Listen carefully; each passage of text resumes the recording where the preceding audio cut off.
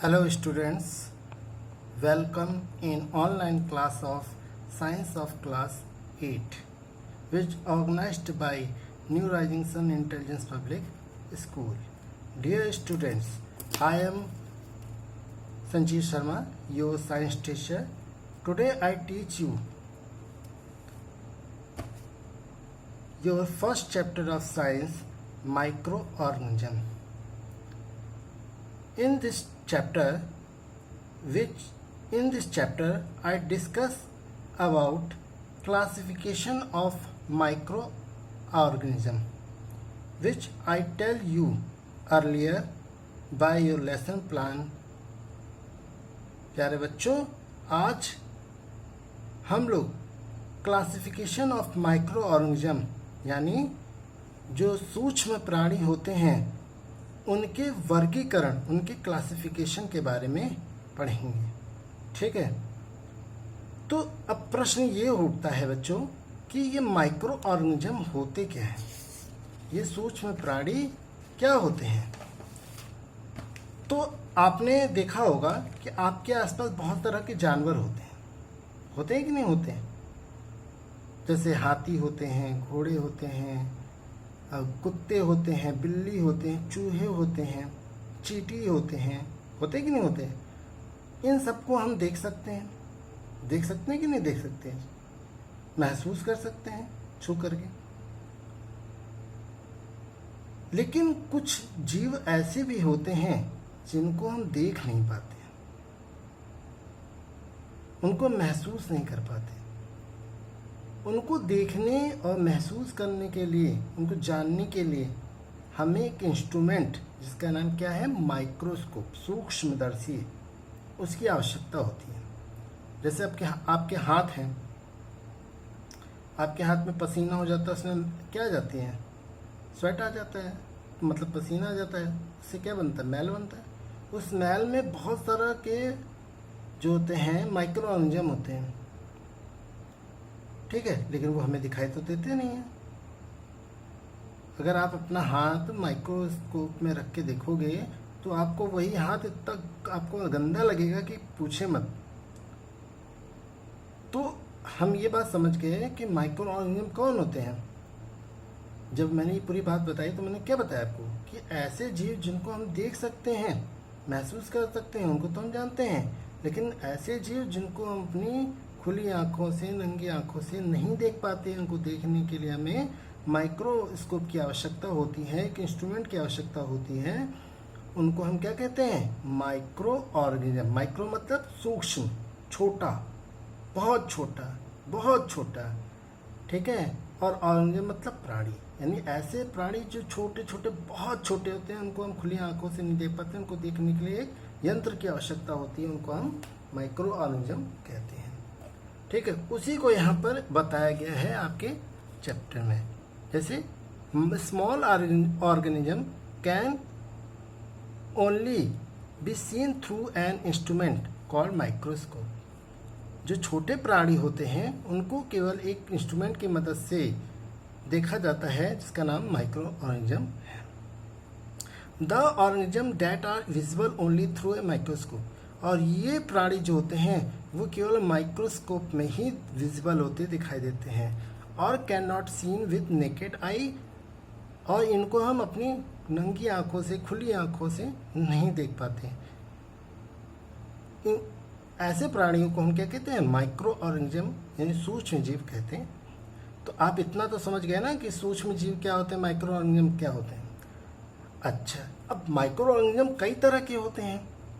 तो हमने क्या किया, जो एक जैसे फीचर कैरेक्टरिस्टिक वाले जो मतलब और जो माइक्रो ऑर्गेनिज्म थे उनको एक ग्रुप में रख दिया, दूसरे जो फीचर वाले थे उनको एक ग्रुप में रख दिया, तीसरे फीचर वाले थे उनको तीसरे ग्रुप। इस तरह से क्या किया, हमने ग्रुप्स बना दिए माइक्रो ऑर्गेनिज्म के। इसी माइक्रो ऑर्गेनिज्म के ग्रुप बनाने को क्लासिफिकेशन ऑफ माइक्रो ऑर्गेनिज्म कहा जाता है। ठीक है, क्लासिफिकेशन ऑफ माइक्रो ऑर्गेनिज्म कहा जाता है। ठीक है, तो इस हिसाब से there are mainly 4 major groups of micro organism. 4 मुख्य ग्रुप बनाए गए सूक्ष्म जीवों के। ठीक है, माइक्रो ऑर्गेनिज्म के कौन कौन से, बैक्टीरिया, ठीक है, फंजाई, प्रोटोजोआ, एल्गी। अच्छा, इसके अलावा भी एक और माइक्रो ऑर्गेनिज्म होता है जिसका नाम क्या है? वायरस। लेकिन वायरस को इन चारों के साथ क्यों नहीं रखा गया? इन चारों माइक्रो ऑर्गेनिज्म के साथ ग्रुप में क्यों नहीं रखा गया? पांचवा ग्रुप क्यों नहीं बनाया गया? ऐसा इसलिए किया गया क्योंकि जो बैक्टीरिया होते हैं या प्रोटोजोअन होते हैं वो क्या होते हैं? वो जो एटमॉस्फेयर में रहते हैं, वातावरण में रहते हैं, तो वो जिंदा होते हैं, लिविंग थिंग होते हैं। ठीक है, जबकि जो वायरस होता है वो जब तक एटमॉस्फेयर में रहता है वो एक निर्जीव की तरह, नॉन लिविंग की तरह बिहेव करता है। और जैसे वो किसी ह्यूमन के बॉडी में या एनिमल के बॉडी में या किसी लिविंग थिंग के बॉडी में एंटर करता है, ये क्या करता है? लिविंग थिंग की तरह बिहेव करने लगता है। ठीक है, अपनी संख्या को बढ़ाने लगता है।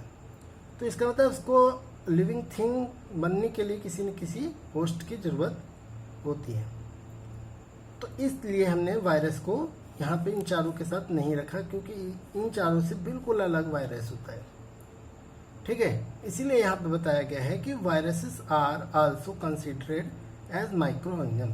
वायरस को भी सूक्ष्म जीव माना जाता है। They are considered different from the other organism as they reproduce in the body of host they reside in। ठीक है, यानी जो वायरसेस होते हैं वो उनको दूसरे माइक्रो ऑर्गेनिज्म से अलग माना जाता है। क्यों? क्योंकि ये जो अपना रिप्रोडक्शन होता है, अपना प्रजनन होता है, यानी अपनी संख्या बढ़ाने का जो गुण होता है वो केवल होस्ट के बॉडी में, यानी किसी जीव के बॉडी में जाने के बाद ही करते हैं, जिसमें दे रिसाइड इन, जिनमें ये रहते हैं, चाहे वो पौधा हो, चाहे वो एनिमल हो, चाहे वो कोई बैक्टीरिया हो। समझ में आ गया ना आप लोगों को कि क्लासिफिकेशन ऑफ माइक्रो ऑर्गेनिज्म क्या है और क्यों जरूरत पड़ी? जरूरत इसलिए पड़ी क्योंकि ताकि हम हर माइक्रो ऑर्गेनिज्म का अच्छे से अध्ययन कर सकें, इसीलिए हमने उनका क्लासिफिकेशन किया, उनका ग्रुप बनाया। ठीक है, अगर मैं सबको एक साथ रख देता तो मुझे पता नहीं चलता किसका गुण कौन सा है। लेकिन जब मैंने बैक्टीरिया के जैसे गुण वाले रखे एक ऑर्गेनिज्म में तो उसकी स्टडी आसान हो गई। ठीक है, इसी तरह फंगी का रखा तो उसका आसान हो गया। तो ग्रुप इसीलिए बनाए गए ताकि उनकी स्टडी, उनके फीचर्स, उनके बिहेवियर, उनको अच्छे से स्टडी किया जा सके। ठीक है, तो माइक्रो ऑर्गेनिज्म क्या होते हैं, क्लासिफिकेशन क्यों किया और क्लासिफिकेशन करने पे कितने तरह के ग्रुप बने। ठीक है, अब हम क्या करेंगे जो है एक एक करके इन ग्रुप्स के बारे में स्टडी करेंगे। चलिए स्टार्ट करते हैं अपने पहले जो है ग्रुप के बारे में, जिसका नाम क्या है? बैक्टीरिया है। देखो यहाँ जो ये जो टॉपिक्स हैं, bacteria, fungi, protozoa, algae, virus, इसमें क्या किया गया है? इसमें केवल आपको इनके विशेषताओं के बारे में बताया गया है, इनके कैरेक्टरिस्टिक के बारे में बताया गया है, गुणों के बारे में बताया गया है। ठीक है, इनके क्या फ़ायदे हैं, क्या नुकसान हैं।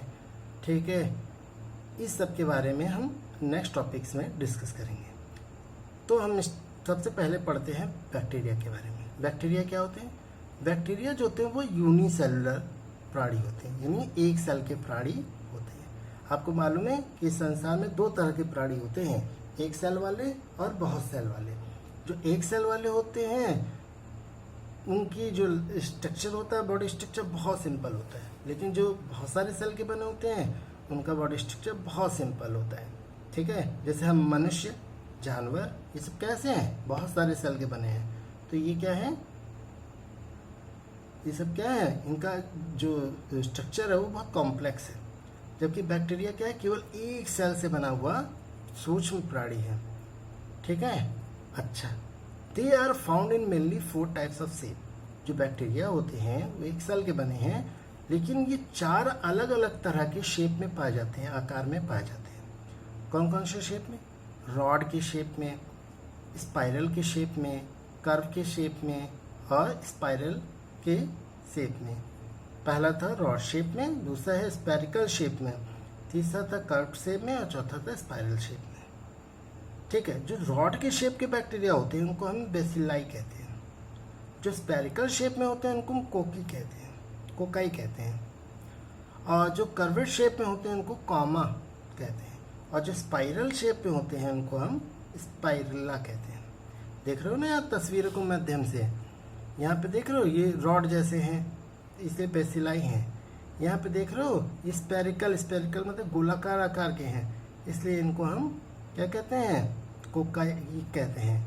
यहाँ देख रहे हो ये कॉमा कर्व्ड है, मतलब घुमावदार है, इसीलिए हमने इसको कॉमा के शेप कॉमा का मतलब रखा। अब यहाँ पे देखो ये जो बैक्टीरिया है वो कैसा स्पाइरल है, देख रहे हो। देखो यहाँ पे ये कैसे स्पाइरल, जैसे हम मैगी खाते हो ना टेढ़ा मेढ़ा, वैसे स्पाइरल शेप में बैक्टीरिया है। और जो स्पाइरल शेप बैक्टीरिया होते हैं उनको हम स्पाइरला कहते हैं। ठीक है, तो अच्छा आप बैक्टीरिया के बारे में समझ गए कि बैक्टीरिया की क्या कैरेक्टरिस्टिक होते हैं। ये पहला कैरेक्टरिस्टिक होता है कि वो यूनिसेलुलर होता है, दूसरा होता है कि वो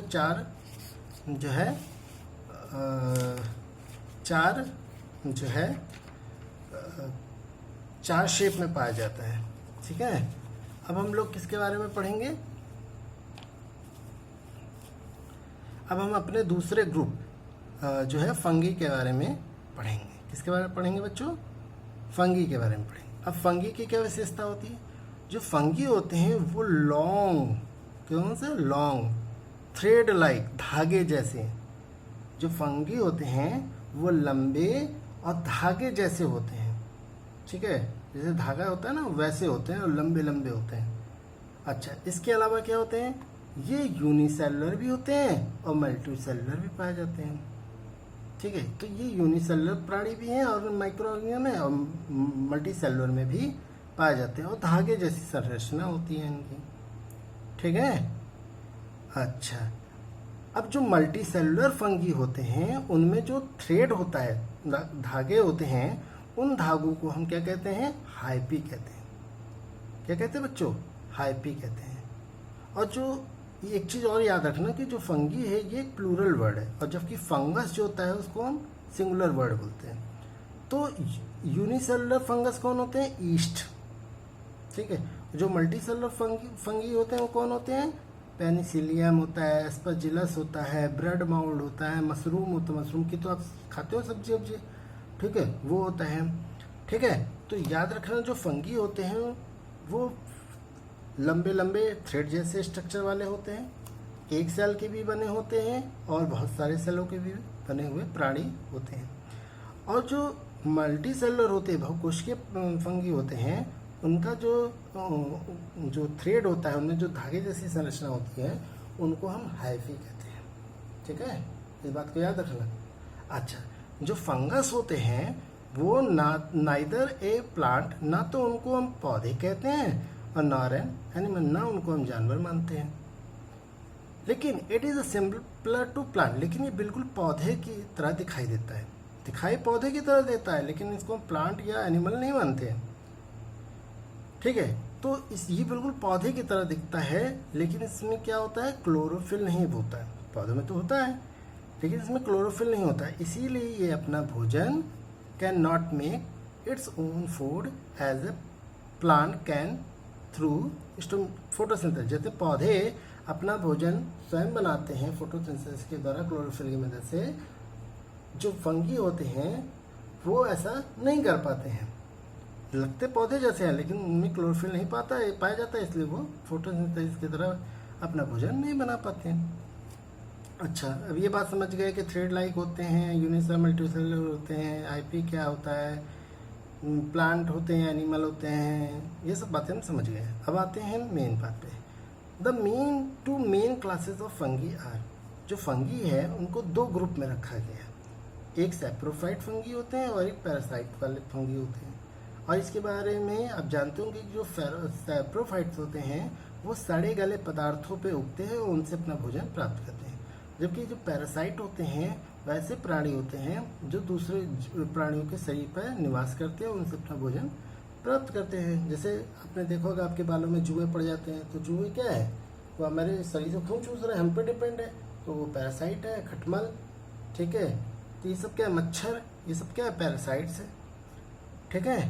और सेप्रोफाइट देखा होगा आपने, देखा होगा कुकुरमुत्ता का प्लांट, ठीक है। सड़े गले पदार्थों पे, ये आप घर में देखते होगे, अचार वचार जब बरसात आती है तो दाल और लगा में क्या सफ़ेद सफ़ेद रंग का भुकड़ी जैसा लग जाता है, तो क्या होते हैं, वो सेप्रोफाइट्स होते हैं। जो चीज़ें सड़ रही होती हैं उनमें वो उगते हैं और अपना भोजन प्राप्त करते हैं, ठीक है। अच्छा, अब यही बात यहाँ बताई गई है कि the saprophyte feed on decaying organic matter. जो सेप्रोफाइट्स होते हैं वो सड़ रहे ऑर्गेनिक मैटर से अपना भोजन प्राप्त करते हैं। And parasite feeding on in the body of the living organism. और जो पैरासाइट होते हैं वो जीवित प्राणियों के शरीर पर या शरीर के अंदर से भोजन प्राप्त करते हैं। एग्जाम्पल मैं पहले ही बता चुका हूँ कि यूनिसेलुलर फंगस ईस्ट होता है और मल्टीसेलुलर जो होता है पेनिसिलियम, एस्परजिलस, ब्रेड माउड और मशरूम होता है। आप ये तस्वीर भी देख रहे होंगे, यहाँ देखो पेनिसिलियम की तस्वीर, यहाँ ब्रेड माउंट की तस्वीर, यहाँ मशरूम की तस्वीर दिखाई है। और आप देखोगे ये जो व्हाइट व्हाइट कलर का दिख रहा है, अगर आप इसे उठाओगे तो देखना धागे जैसा निकलेगा। यहाँ देख लो धागे जैसा लग रहा है, तो इसीलिए कहा गया कि फंगी जो होता है वो थ्रेड लाइक स्ट्रक्चर होता है, धागे जैसी संरचना होती है। और एक सेल के भी बने होते हैं, मल्टी सेलुलर के बने होते हैं। तो आई होप आपको फंगी जो होता है अच्छे से समझ में आ गया। और चीज़ याद रखना, फंगा सिंगुलर होता है, फंगी प्लूरल वर्ड होता है, ठीक है। चलिए अब हम लोग चलते हैं अपने तीसरे ग्रुप प्रोटोजोआ पे। Protozoa they are unicellular organism. जो प्रोटोजोआ होते हैं वो दो वर्ड से बने हैं, प्रोटो और जोआ। प्रोटो का मतलब होता है प्रथम और जोआ का मतलब जंतु। ऐसा कहा जाता है कि जो प्रोटोजोआ थे वो इस धरती जब बनी थी तो सबसे पहले बनने वाले जीव यही थे, प्रोटोजोअन थे, ठीक है। और जो प्रोटोजोआ होते हैं वो एक सेल के बने हुए प्राणी होते हैं। ऐसा नहीं कि फंगी की तरह एक सेल के भी होते हैं, बहुत सारे सेल के भी होते हैं, ठीक है। प्रोटोजोआ केवल एक सेल के बने प्राणी होते हैं और इनका जो साइज होता है वो 2 से लेकर 200 माइक्रोन यानी 2 से लेकर 200 माइक्रोन के बीच में होता है। अब कहोगे सर ये माइक्रोन क्या होता है? जैसे आप कपड़ा नापते हो सेंटीमीटर में, दूध नापते हो लीटर मिलीलीटर में, उसी तरह से जो माइक्रो ऑर्गेनिज्म होते हैं उनको नापने की यूनिट क्या होती है? माइक्रोन होती है, ठीक है। तो वही यूनिट है यहाँ पर। They are heterotrophic in nature. जो प्रोटोजोआ होते हैं वो अपना भोजन तो बना नहीं पाते, इसलिए उनका नेचर कैसा होता है? हेट्रोट्रोपिक होता है, यानी वो अपने भोजन के लिए दूसरे प्राणियों पर निर्भर करते हैं।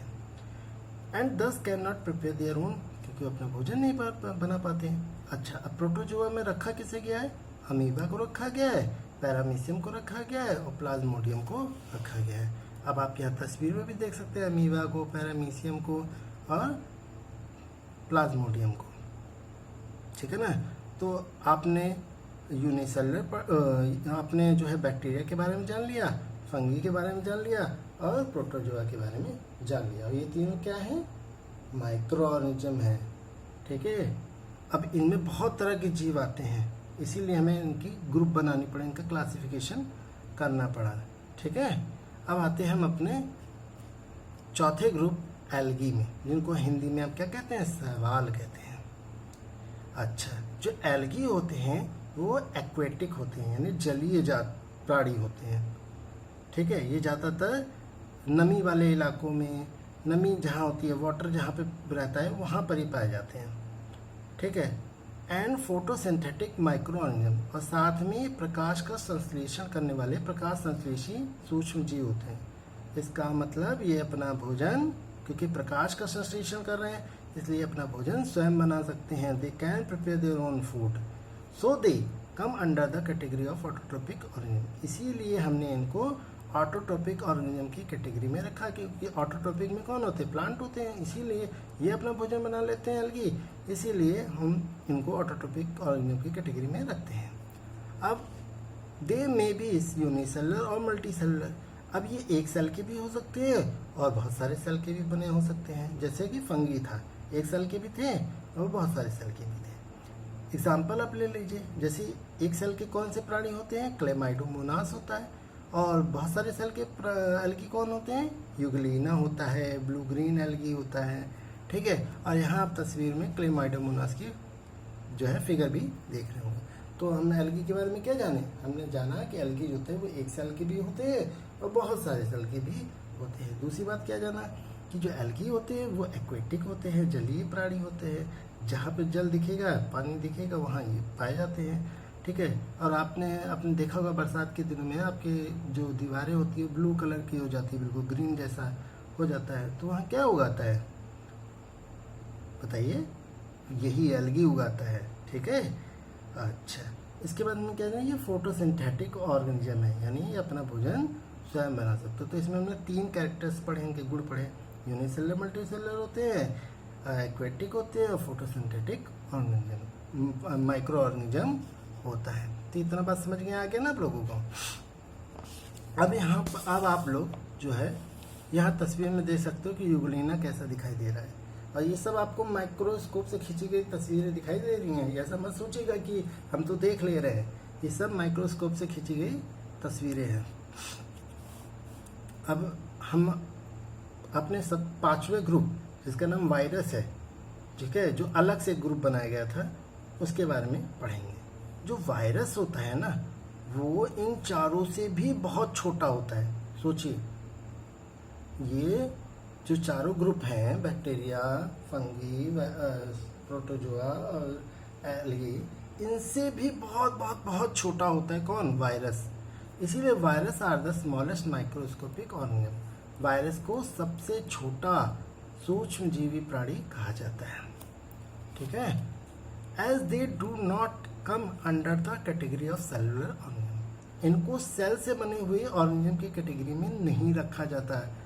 जितने भी जीव हैं, जितने भी लिविंग थिंग हैं, सब सेल के बने होते हैं। ठीक है। लेकिन इनको सेलुलर ऑर्गेनिज्म में के ग्रुप में नहीं रखा जाता। क्यों नहीं रखा जाता? क्योंकि they do not have cell organelle. क्योंकि इनके जो बॉडी स्ट्रक्चर होता है, सेल टाइप का मतलब स्ट्रक्चर होता है, उसमें सेल ऑर्गेनेल नहीं पाए जाते हैं, यानी कोशिकीय अंग नहीं पाए जाते हैं। जैसे न्यूक्लियस नहीं पाया जाता, आपका जो है जो क्लोरोप्लास्ट नहीं पाया जाता, माइटोकॉन्ड्रिया नहीं पाया जाता। इस तरह के बहुत सारे सेल ऑर्गेनेल नहीं पाए जाते हैं। ये जब आपका चैप्टर आएगा सेल, तो इसमें आप और अच्छे से पढ़ पाओगे डिटेल में। ठीक है। अब they are 4 types of virus. ये जो वायरस होते हैं ना, ये 4 तरह के होते हैं। तो जो वायरस प्लांट में पाए जाते हैं उनको प्लांट वायरस कहते हैं। जो वायरस इंसेक्ट में पाए जाते हैं उनको इंसेक्ट वायरस कहते हैं। जो वायरस बैक्टीरिया में पाए जाते हैं उनको हम बैक्टीरियल वायरस कहते हैं। और जो वायरस माइक्रो मैमल में पाए जाते हैं, यानी स्तनधारी में पाए जाते हैं, उनको मैमेलियन वायरस कहते हैं। स्तनधारी जानते हो ना, जिनका खून गर्म होता है और जिनके सही पे बाल होते हैं, जो दूध स्तनपान कराते हैं, वो क्या होते हैं? मैमेल कहलाते हैं। तो मैमेलियन में जो वायरस पाए जाते हैं मैमेलियन वायरस होते हैं। और अभी तो कोरोना वायरस चल रहा है, ठीक है ना, वो भी आपने सुना होगा, बैट में पाया जाता था, और बैट को चाइनीज